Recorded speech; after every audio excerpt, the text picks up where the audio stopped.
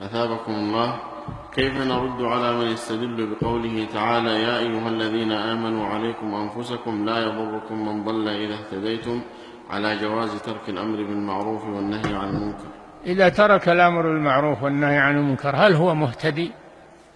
ما يكون مهتدي إلا من يأمر بالمعروف وينهى عن المنكر.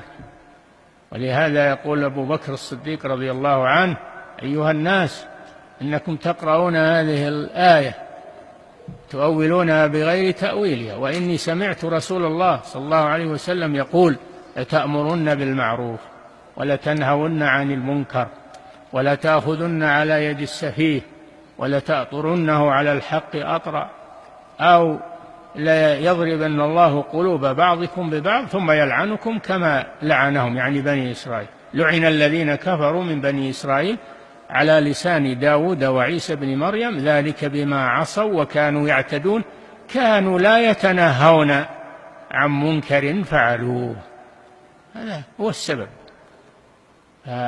لا بد من الأمر بالمعروف والنهي عن المنكر. لكن إذا رأيت الناس على ضلال، مثل ما يقول بعض الناس: كل الناس على هذا وخلهم معهم، أنا من بفارجة بنطلق مع الناس.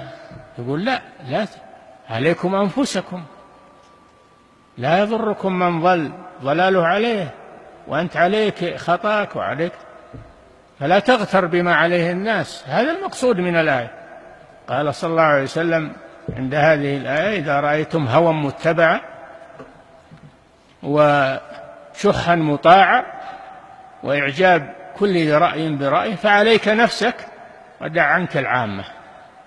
لا تنجرف مع الناس، لا تنجرف. هذا معنى الآية، أنك ما تنجرف مع الناس، إلزم نفسك. وأما الأمر بالمعروف والنهي عن المنكر فلا بد منه مع الاستطاعة. من رأى منكم منكرا فليغيره بيده، فمن لم يستطع فبلسانه، فمن لم يستطع فبقلبه، وذلك أضعف الإيمان. نعم.